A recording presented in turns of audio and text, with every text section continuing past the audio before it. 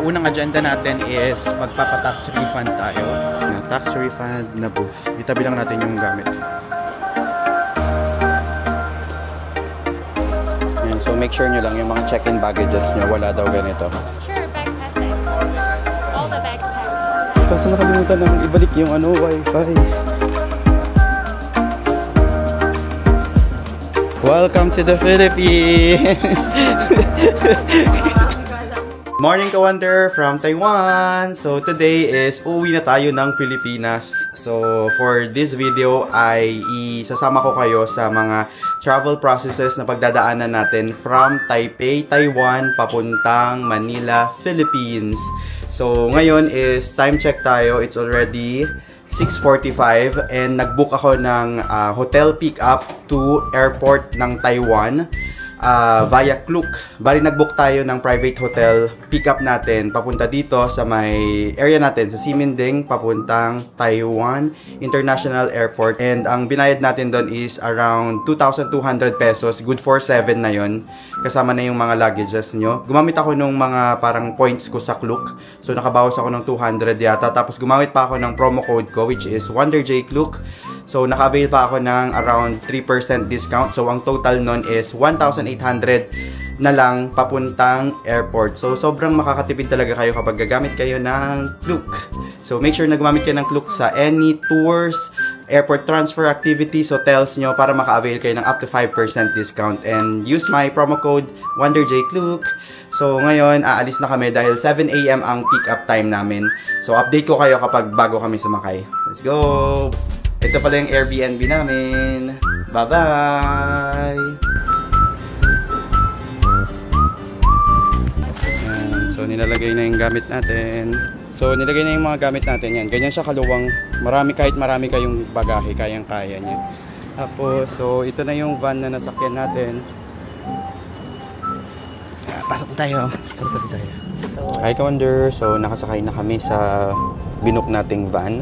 So luwang nung van natin. Parang ganun din to yung binook ko kasi dun sa airport pick up natin nung dumating tayo dito sa Taipei. Kapag pupunta pala kayo ng airport, pwede nyo gamitin yung ganito, yung private na airport or hotel pick up. Pwede nyo ring gamitin yung kanilang metro, which is yung MRT nga nila. Pwede rin kayong mag high speed rail, meron din yun yung kung gusto nyo mabilisan. Tapos pwede rin kayong mag taxi, and another option is pwede kayong mag Uber. Tapos, last option nyo, kapag wala na talaga kayong pera, ganun, maglakad na lang. Joke lang. Malayo din. Hindi, wala na nga daw silang pera.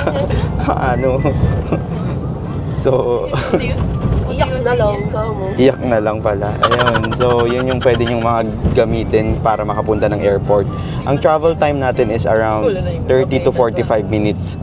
From Taipei dito sa may Ximending papuntang airport. So update ko kayo pag nakarating na tayo doon.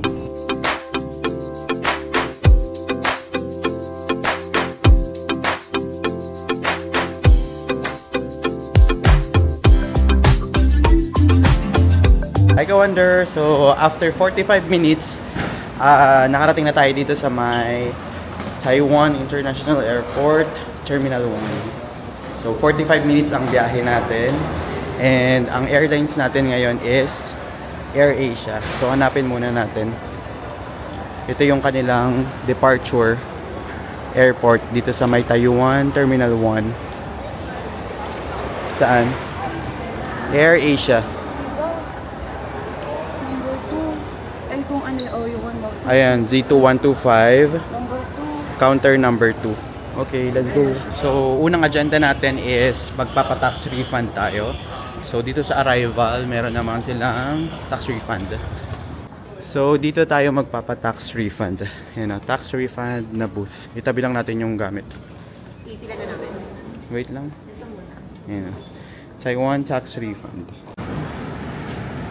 So, kailangan natin na, dito nila ng start. English, what do you want? Tax refund application. This is tax refund application. Passport. This is the passport. Align the passport information page to the top left corner. So dito natin siya ipapasok yung passport. Pasok niyo mabuti. Please scan your passport. Ayan, scan your passport.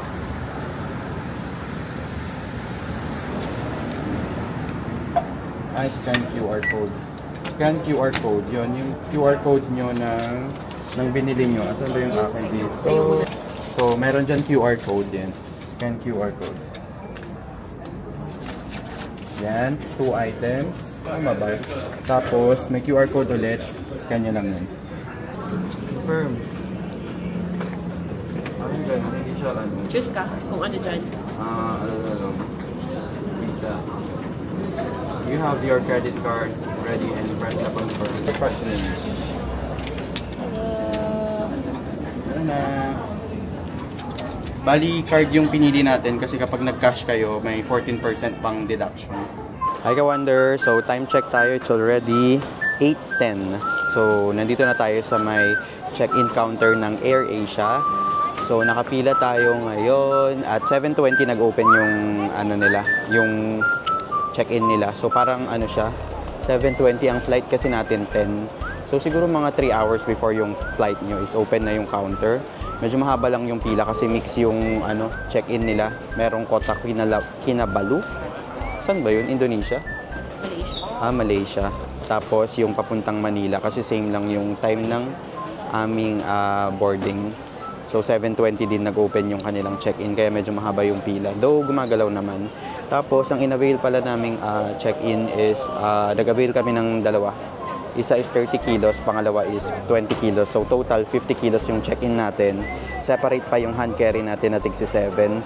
So mukha namang ano, kinilo naman namin. Meron naman around dito sa may airport na kiluhan. So pwede nyo naman i-check para sure na pagdating nyo dun sa counter, diretso na tayo na mabibigyan ng boarding pass.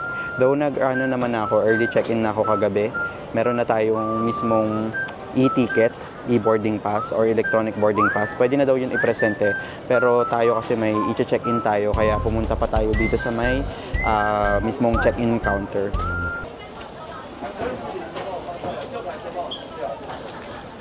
Yan, so make sure nyo lang yung mga check-in baggages nyo, wala daw ganito. Tapos tip ko sa inyo, bago kayo ipakarga yung mga check-in nyo, picturean nyo sila. Yan, para may record kayo. Just in case lang na may mangyari. So, lalagyan yan ng isang-isang bag tag. Yan, bag tag yan, isa-isa. Tapos, hintayin lang natin yung boarding pass natin and yung passport natin. Sure, bag has the extra. All the bags has the extra. So, upon check-in, ibibigay yung passport nyo and yung boarding pass.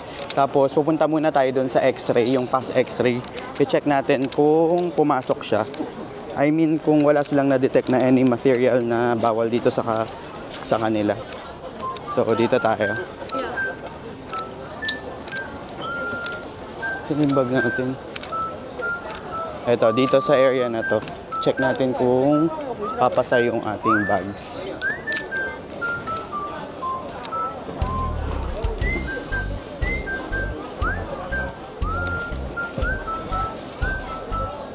Yan, kapag ano, may prohibited dun sa inyo or bawal na maipapasok, dito naman siya pupunta. Ayan o, prohibited. Ayan, prohibited check-in baggage. Hi ka-wonder, so pasado lahat ng ating bagahe. Dumaan pa siya sa may parang inspection, scanning inspection. Ngayon naman is pupunta na tayo sa ating boarding gate. So before that is kailangan nating dumaan sa immigration nila and yung hand carry bag inspection natin. Update ko kayo kung anong mga prosesong pagdadaanan namin doon. Hi ka-wonder, so nakapasok na kami doon sa bag inspection. Susunod na is yung immigration sana. Kaso nakalimutan naman ibalik yung wifi. Buti na lang na-check din itong wifi natin. So, nandito tayo ngayon sa arrival hall kung saan natin kinuha to. Diba naalala nyo dun sa pinakaunang vlog natin? Ibabalik ko lang tong, buti na lang di pa kami nakakalagpas kaamo. Ito, dito na tayo. So, we will return this. Hi, return. So, yan yung ating wifi.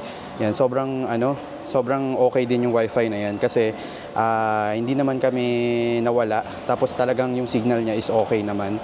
5 na kami dyan. 5 yung pwedeng mag-connect. So, mabilis siya kahit 5 kaming nakakonect. Please keep the receipt. safe for 7 days. Keep days free safe For 7 days? Okay, okay. Thank you. So, nabook ko to via Klook. Ayan o, sa Klook counter tayo. Pumunta dito sa arrivals. Yan. So, gamit na lang kayo ng promo code ko, which is WonderJKlook, para maka-avail kayo ng discount. So, ngayon, babalik na tayo ulit doon sa inspection. Hassle. So, na-hold din yung ate ko sa may inspection. Kasi yung, ano ba yung ano mo? Power bank. Power bank.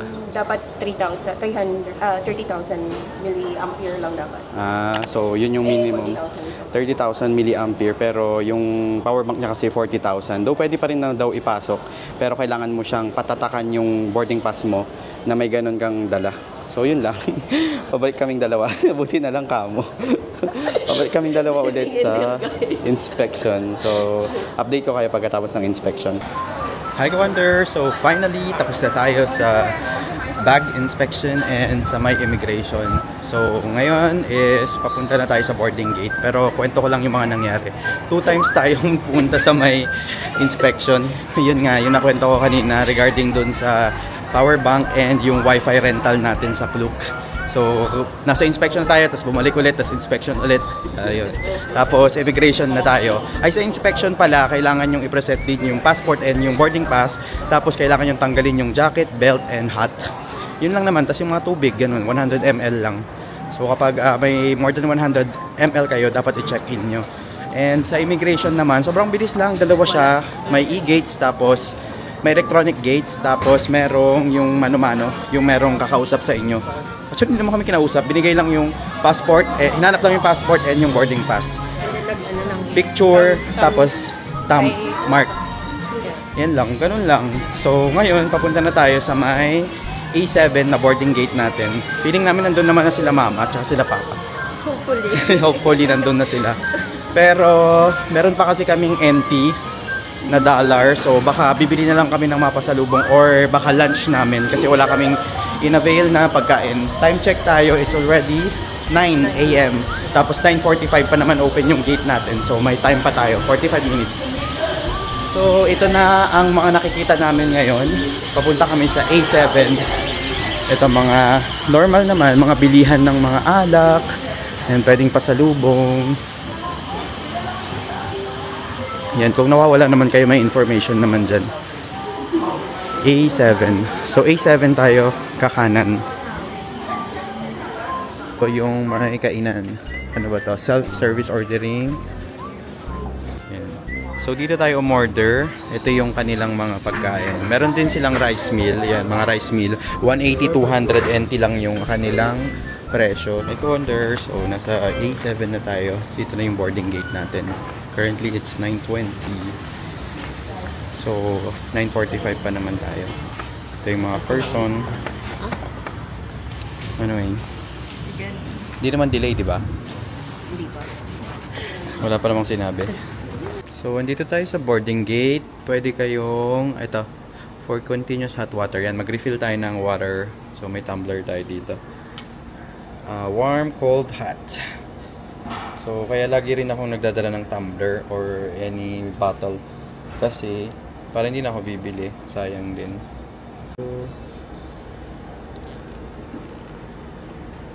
So, tip ko sa inyo, gumawa kayo ng e-travel nyo ng arrival card para naman sa, yun, pagdating natin sa Pilipinas. Kasi yun yung madalas na nakakalimutan ng mga tao kapag nung mga pumapasok sa Philippines. Yung mismong e-travel QR code nila sa may immigration. So, make sure na gumawa na kayo para hindi na kayo ma-stop doon sa bago immigration. Kasi madalas, ang nangyayari, yung iba hindi nakakagawa tapos immigration na. So yun, doon pa lang sila gagawa. So hindi kayo makalabas.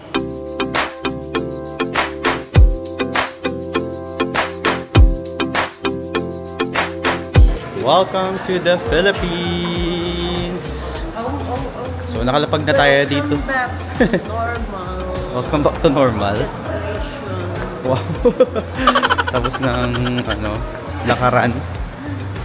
So, mga 2 hours and 15 minutes siguro yung biyahe natin. Medyo matagal lang kaninang lumipad kasi parang hindi siya maka-ano dun sa runway. So, medyo late siyang umalis dun sa may Taipei. medyo late siyang umalis dun sa may Taiwan na International Airport. Pero at least hindi naman tayo sobrang delayed. And sobrang nakatulog kami sa biyahe. Nung nagising lang kami nung kumain kami ng lunch. And ngayon naman, pupunta na tayo sa may immigration dito sa may Philippines. So sabihin ko sa inyo kung anong mga pagdadaanan namin. Pero make sure na ready na yung e-travel nyo ng arrival nyo dito sa Philippines. Para wala na kayong problema. Online lang yun. Online lang siyang inaano. Wow, narinig ng ano. Naiya yung sinabi ko. Di ba nag-Vietnam tayo? Sarado yan. Ang layo-layo talaga yan. Sarado. Ongoing ang maintenance. Ngayon, ano na siya? Gumagana na. Ay Ka-Wonder, so tapos na tayo sa immigration. So dalawang klase yung immigration, e-gates and yung sa yung manual, yung mayroong immigration officer.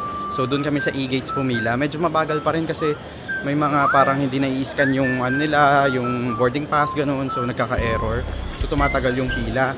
Tapos yung iba wala silang e-travel pero nakapila na sila. So yun yung mga nagko-cause of delay. Pero yung overall naman mabilis lang naman siya talaga kapag kompleto naman. So ngayon nasa baggage na tayo. Kunin natin yung mga baggage natin. Ito na siya. Dito sa may number 3.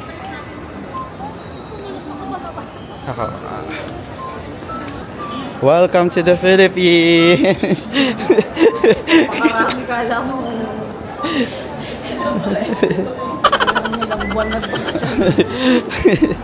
OFW yarn.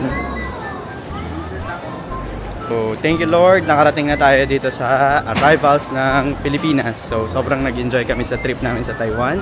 At sana nag-enjoy ka rin sa mga pinaggagawa namin sa Taiwan. Hopefully, parang nag-enjoy ka kasi isinama naman namin kayo sa mga kung saan kami pumupunta. So, ngayon, magbubook na lang kami ng Grab pauwi ng aming bahay. So, thank you mga Ka-Wonder sa pagsama sa ating Taiwan series. Until see you again sa ating mga next na travel videos. This is Wonder J saying, pahala mga Ka-Wonder, ingat palagi. Bye-bye na kayo. Ay, wait lang. Ay. Bye-bye na kayo. Bye-bye.